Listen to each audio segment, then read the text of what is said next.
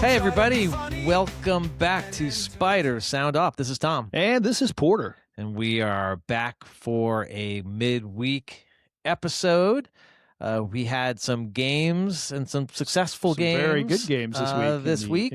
And we've got Center and down in Nashville. That's right. And we've got more games this weekend. Before we get into that, Porter, you had a birthday this week, so happy birthday. Thank you. 30 years old, the 30th birthday. I've had the birthday a few years in a row now, so it's going back. But yeah, it was my birthday. Good birthday? Yeah, I had a great birthday. I went to, checked out a new restaurant in Scott's Addition called the Brooklyn, which I got to give a shout out to.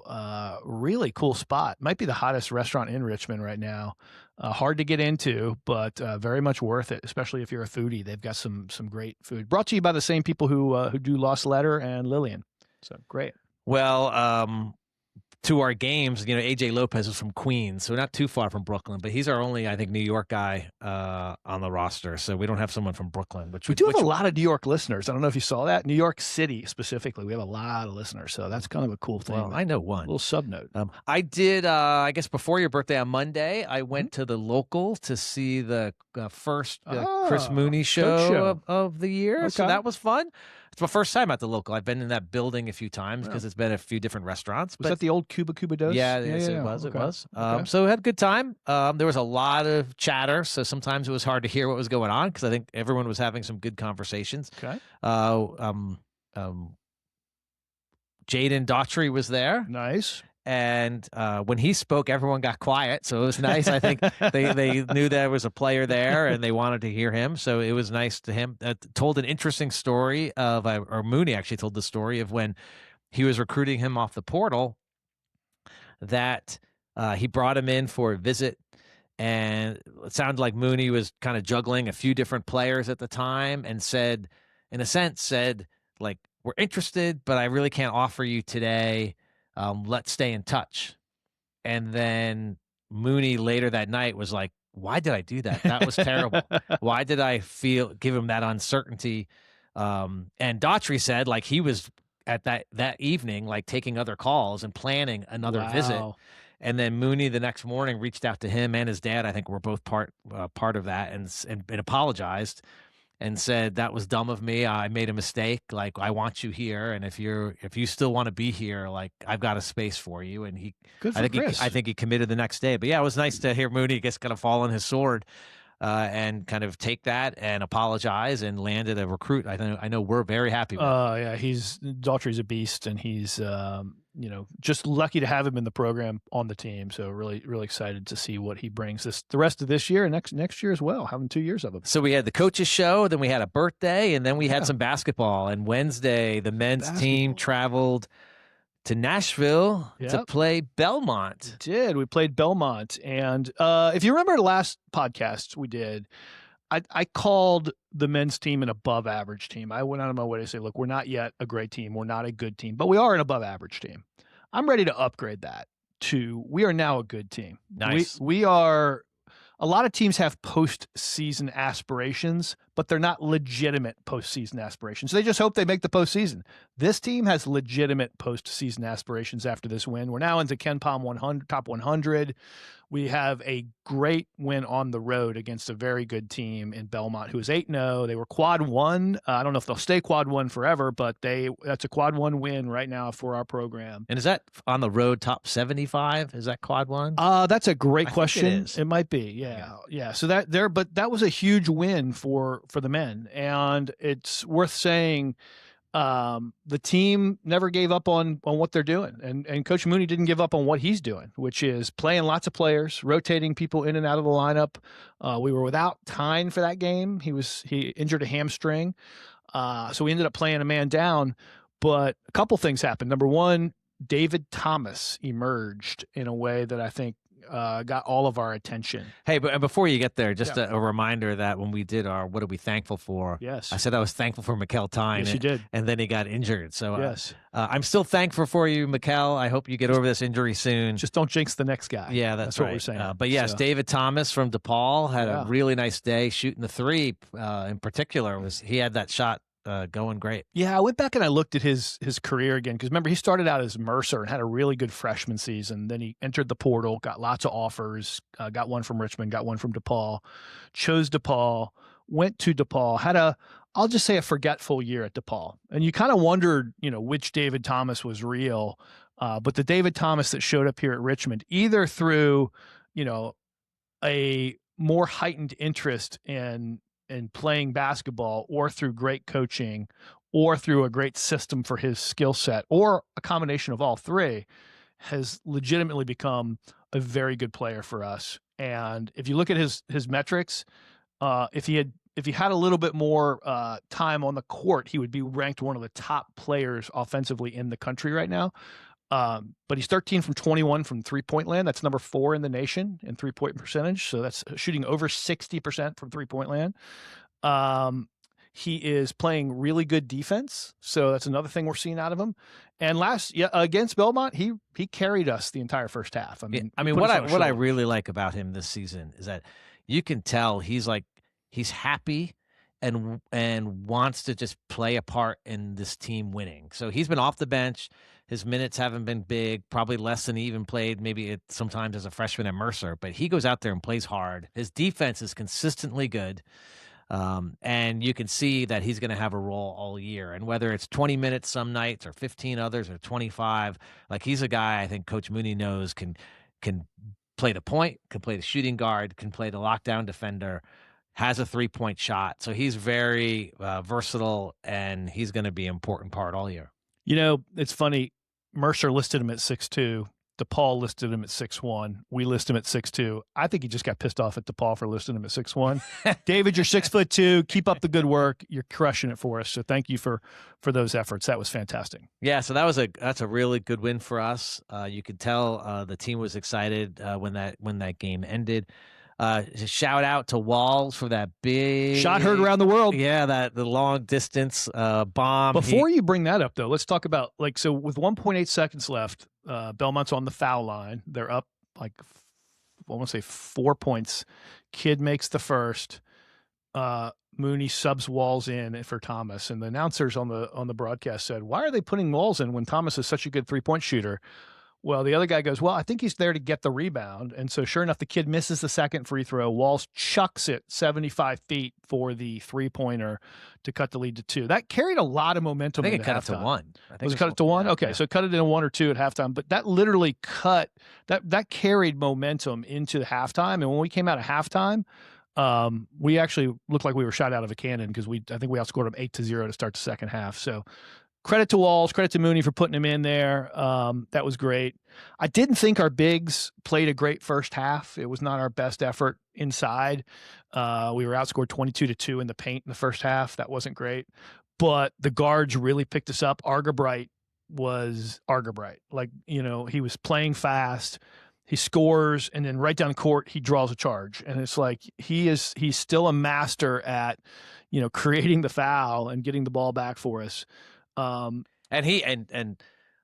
a lot of our players, we have even this year. I know he's going to grow as he goes to become a sophomore, junior, et cetera. But even this year, we've got so much more to see. There was a play in that game where he made some move that blew the announcers away, and then he missed a gimme layup. So there are parts where it's there are even flashes now that tell you how much better he's going to get. And I don't mean in a year from now. I think when we get into A10 play, you're going to see an even better version of Argabright. It was an interesting game because I felt like we were the better team. It felt like the whole game we were the better team. Belmont was playing well, but Belmont's a good team. But we were always either pushed down a little bit or fighting back. And then when we took the lead, it just said, okay, we can do this. We just have to hang in there. So the team was resilient. They played hard down the stretch.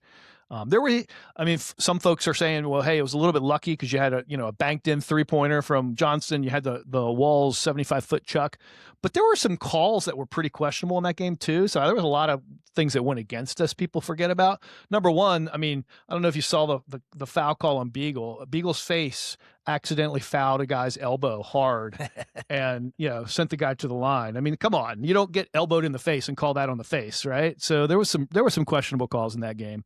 Yeah, I mean, I would say, like, if you look at where we still can improve, it's with turnovers. Yeah. I think we had some, and a little bit of, we've got, maybe some of the things we like about the team, right? We put in like the non-traditional Richmond Spiders, AJ, who just wants to drive all the time, Daughtry, who wants to take it to the paint, and they both at times got a little sloppy, turned the ball over, and that kind of kept it.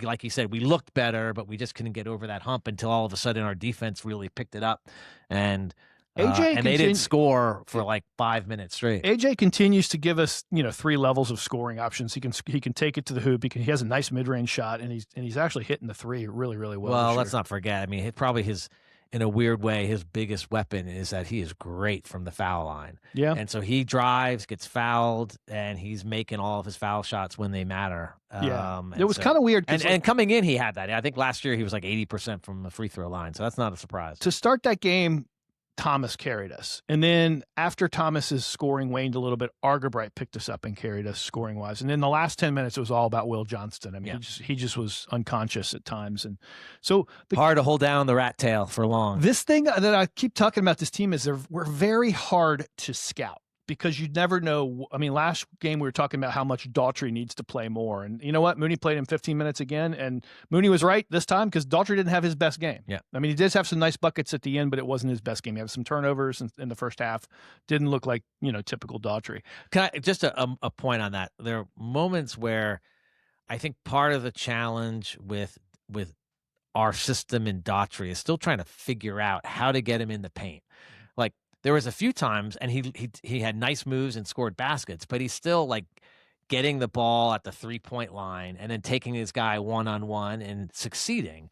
But like, it's our traditional offense is not, hey, big guy, post your person up and let's have someone get it to you in that position so you can then make the shot. It's always even Beagle, when he has his good games, he's like at the foul line and has working his way one-on-one to the basket. So I'm hoping, over the next 15 games, we see more of our offense work to get inside to someone like Daughtry, someone like Beagle, someone like Walls, versus them having to always create from the 3-point line, dribbling in one-on-one. I think it was interesting if you watch the post-game press conference with Mooney on that one. For one, I'll come back and tell you about something that I noticed in that in a second. But he talked about with Daughtry, both sides are still learning. Like, Daughtry is learning to play the Richmond system, and the Richmond system is learning how to use a talent as unique as Daughtry. Yeah. And I thought that was really kind of self-reflective and a great thing to say, because it just shows you that we're not playing our best basketball yet. Like, we still have steps left to take, right? These guys are ingredients that have been pushed together. They practice extremely hard over the summer. You and I went out and saw some of that. They worked and they worked and they worked.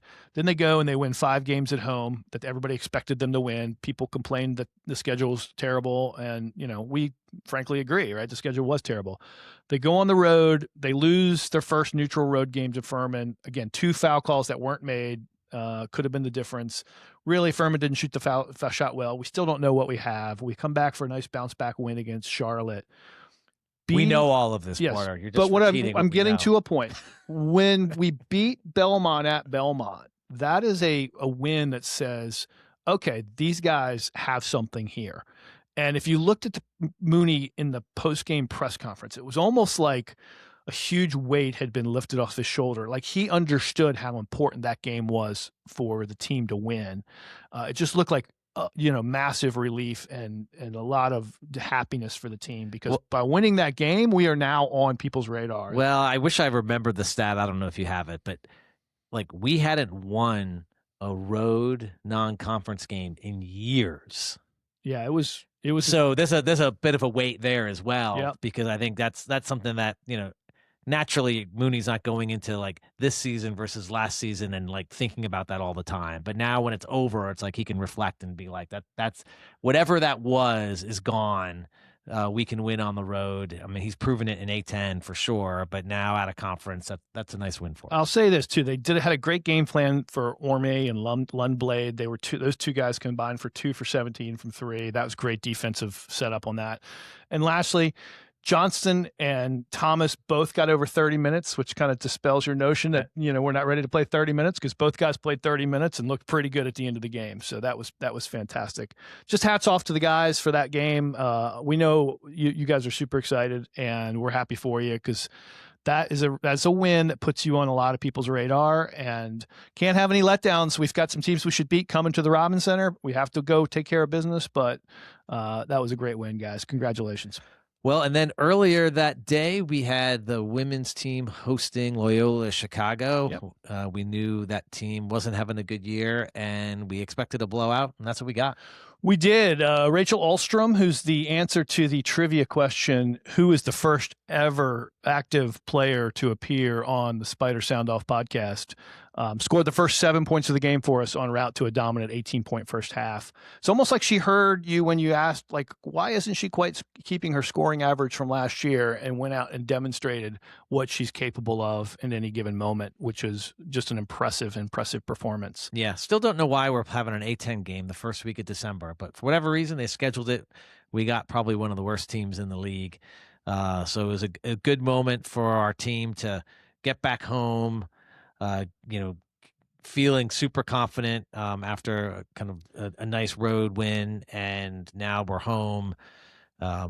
It was a dominant defensive effort from our Spiders in the first half. We held Loyola to 10 points and a half. I mean, it was dominant. And let me give you a positive rant for a second. We talked about Alicia Newell starting this summer, as when we saw her in practice, she just looked different. She took the next step forward. We've seen this happen again and again with this women's team between freshman and sophomore year. She is an absolute menace on the defensive end of the ball. I mean, there is just no world that I can envision, or that I want to be part of, where she doesn't win, or she's not in the all A-10 defensive team at the end of this year. She's just that good. She's also starting to make a lot of really impressive moves to the basket, where she's getting around her girl that's covering her and getting to the basket. Now, in this game, she missed, I would say, 4 layups, but they weren't missed because of tough contests. They were missed almost because the adrenaline kick had her just push it a little too hard. Or she's expecting a foul. Right. Or she's expecting contact. Right. So those shots will go down. Those shots will fall. And when they do, you're going to go from an all defensive player to an all A-10 team performer at some point in time. I don't know if it'll be this year, but she will be an all A-10 first, second, or third teamer as early as next year. That's my prediction. She's just really, really coming along in her development, and it's great to see. And let me give credit to the coaches too. I don't know every coaching staff in America decides to play 2 point guards on the court at the same time, but that's what we've done here, and it's working really well. So credit to Coach Roussel and the rest of the coaches for seeing the potential and working with that. The other thing I'm noticing about the coaches is, instead of getting a 40-point win versus Loyola, they play the freshmen quite a bit towards the second half. They're letting them get seasoning. Even Roussel mentioned this in the postgame. We need them to get seasoning. We need them to be able to make some mistakes that don't cost us the game. So he's letting them make mistakes as he builds towards game 32, 33, and 34, which is where he's working towards as a team and as a program. So, well, part of what was going on too, which is always great to see, is that when the starters were on the bench, they were the biggest cheer squad for both teams for the freshmen. Yeah. So I'm always impressed by how much the players have each other's back and are rooting for each other. It's a sign of good leadership in both the men's and the women's programs. Yep. One other thing I'll say too is Maggie played a season, few minutes for her, but when she was on the court, she was still doing Maggie things: 20 points, 9 rebounds, 5 assists. Yep. But we got a little glimpse of what the future looks like with no Maggie, because we had 8 minutes where she wasn't on the court. And you're starting to see folks like Newell and Persichetti and others really start to come into their own. So really excited to see it. We move up to number 37 into the net. Yeah, ladies nice. are 37 in net, top 40 team. That's squarely in at-large range, folks. With that win, we were already kind of above in the top 40 before that game, but still number 37 in net. We got a game coming up this weekend, Sunday against Fairfield. They're also top 45 in the nation. So we need to get a big crowd out for that one. Okay. Here's a bet for you, Porter. Yeah. Okay. Over under of number of games until Maggie gets us a triple double. So she's had a lot of double doubles this season. Had a triple double. No, I'm going to give you the over under. You tell me. Okay, over, under. 8 games. Under. Yeah, it's coming soon. It's coming soon to a theater near you. Absolutely. I mean, she's just still leading the nation in the advanced stat, the Bart Torvik advanced stat we mentioned in the last episode, by the way. #1 in the nation. Yeah. Okay, great. So anything else you want to talk about the women's game, or should we look ahead to this weekend? Just overall, great performance from the ladies. 23-point win.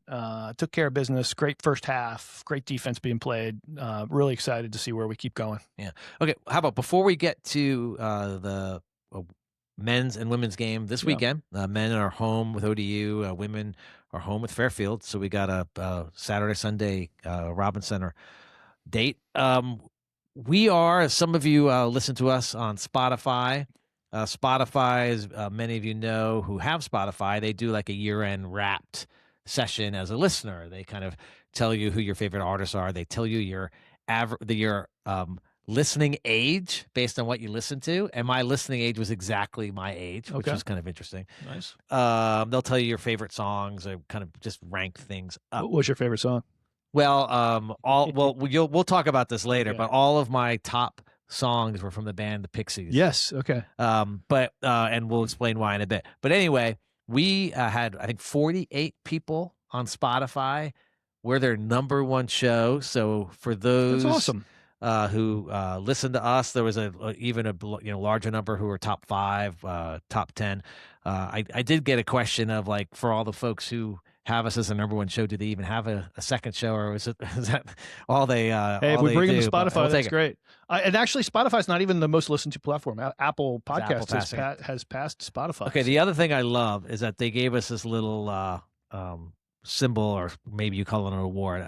They called us a 2025 instant hit show. Whoa! Which said that our debut season was more popular than 91% of other new shows. Whoa, 91's a good winning percentage. So starting to look like the ladies' winning percentage there, 91%. I'm also feeling really bad for like, how bad could some of these shows be if like out of 100, 91 or had less listeners and less success than us. But hey, thank you all who listen, who have liked, subscribed to our show. It's kind of fun to see that, to be on the other side versus just a regular Spotify user. We're now creators and get to see some of those stats. Longtime show listener RC Cola was in Fiji, the island of Fiji, too. Gave us a listen from there. So that's our 22nd country we've broken into, folks. So he is not a Fiji. No, he's not a Fiji. Island of Fiji. Correct. Okay. But he went to the island of Fiji. Okay, let's talk about this weekend. So we'll start in sequential order. Saturday, the men host ODU. There have been times where ODU has been a nemesis for us because they always seem to be big and strong,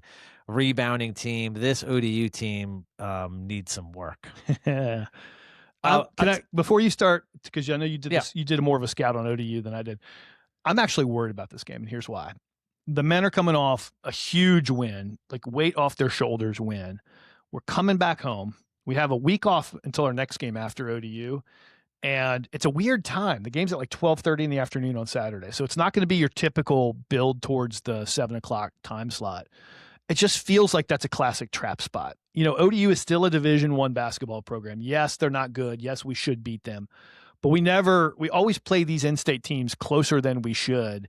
And it just feels like it's a trap game. So if you're a player and you're listening to us, keep that in mind. They're going to come in motivated to beat you. Like, we got to be up for this game. Well, let me tell you a little about this team. There's some interesting things. So their coach is Mike Jones. He's in their 2nd season. So he's kind of rebuilding this program.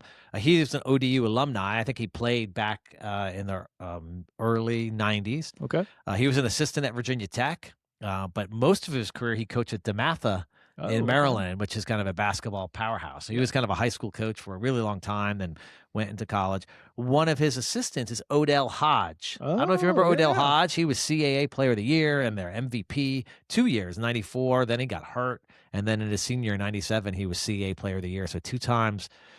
He was kind of a stud at ODU. Same time frame. So he was kind of that right after he graduated, kind of those Dooley years is where kind of Odell Hodge was kind of their stud. It's a good pull, by the way.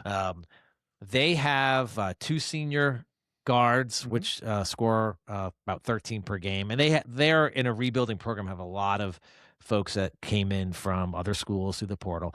What I did like, this is kind of a marketing thing, and maybe the Richmond did the same thing. They had like their email out this summer of like, here are our recruits for the year. And it was like a recruiting email and included freshmen and included portal guys. They kind of put them all together in one sort of announcement of like, hey, these are our new people.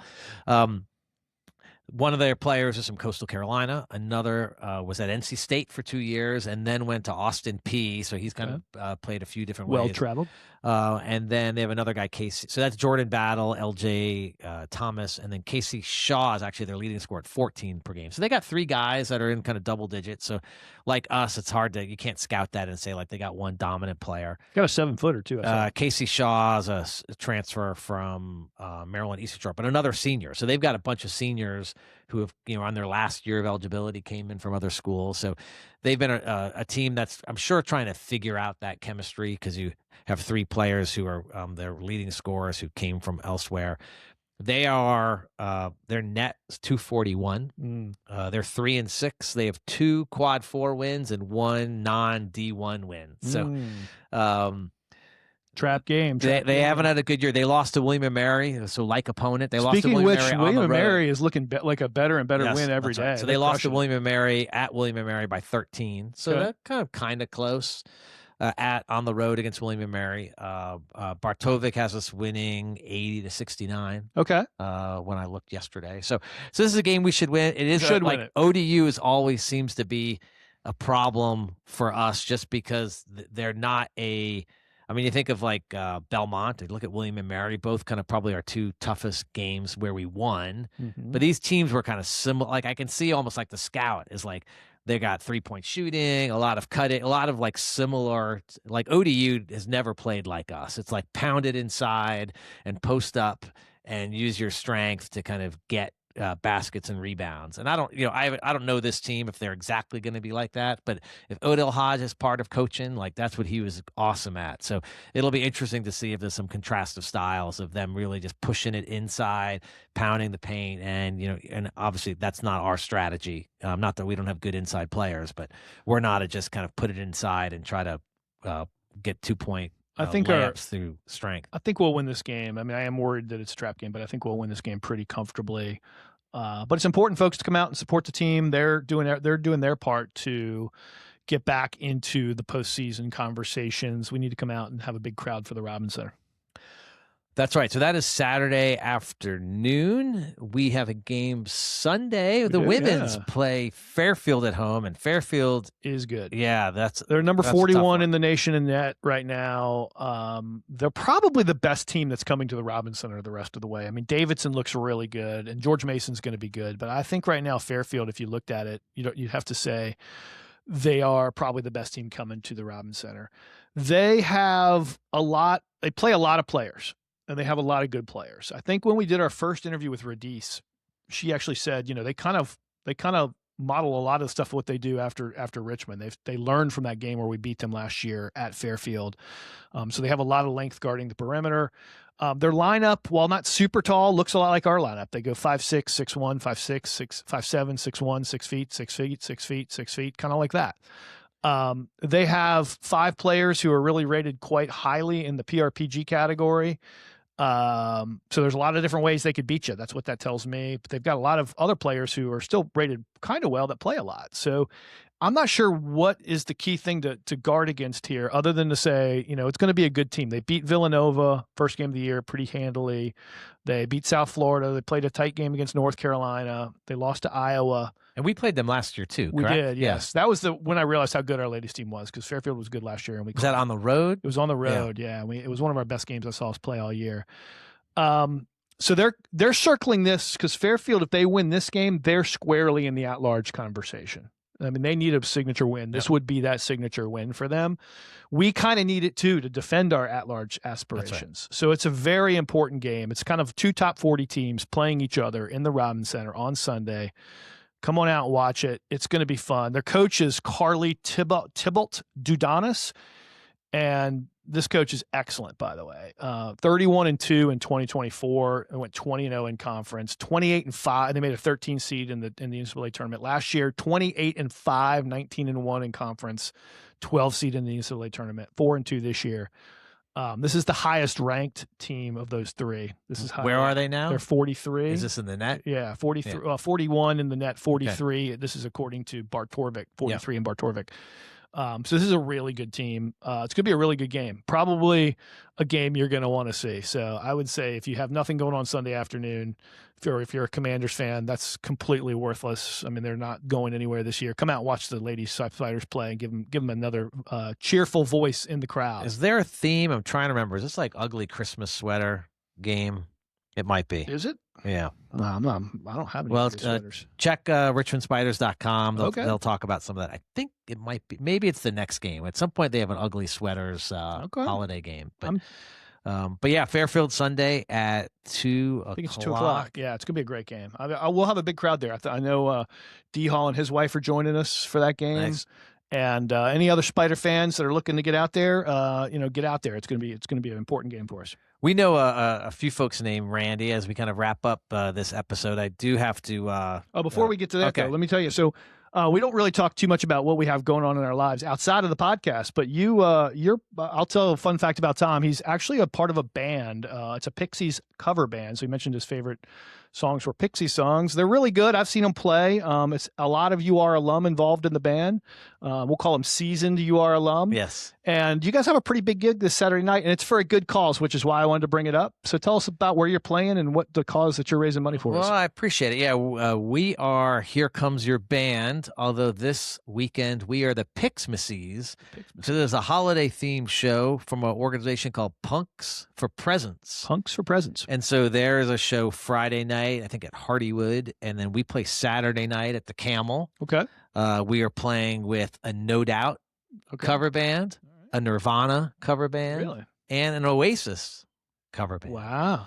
So it'll be a fun night. So the ticket proceeds go to purchase presents for the Children's Hospital. This is I think the 10th year or maybe the 15th. This organization's been around for a long time. Nice. It's well run. They have kind of merch they create every year that also kind of proceeds go to presents for the children. But anyway, that's Saturday night at the Camel is when we're playing. It does mean I think I got band practice during the day, so I'm going to miss the ODU game. Well, I'll be at the game. And maybe since you're playing with an Oasis cover band, maybe we'll have a Wonderwalls game to talk about. Wonderwalls. Oh, I like that. That's good. Now I'm going to sing that, get that song in my head. Anyway, I was mentioning we have a Randy friend. We'll call him Randy from Virginia Beach. Yep. He's a friend of ours from school, also a fan of the show. He mentioned, talked about how I brought up Bowser from Bowser, who actually from played a good game against us, by the way. But I quoted or I sang a song from the Oak Ridge Boys. Yes, it was not a Sha Na Na song. He brought that up, which is great. We love feedback like that. We can do corrections here. Yep. So I thought we'd kind of end this show with a real Sha Na Na song, which is, I think it's called Good Night. Okay. And it goes a little like this. Yeah. Good night, sweetheart. Well, it's time to go. Boop, boo, doo, boop, boo. Okay, that's enough of that. Anyway, until... We're dating ourselves, folks. Yeah, until next time, this is Tom. And this is Porter. And this is the Spider sounding off. See ya.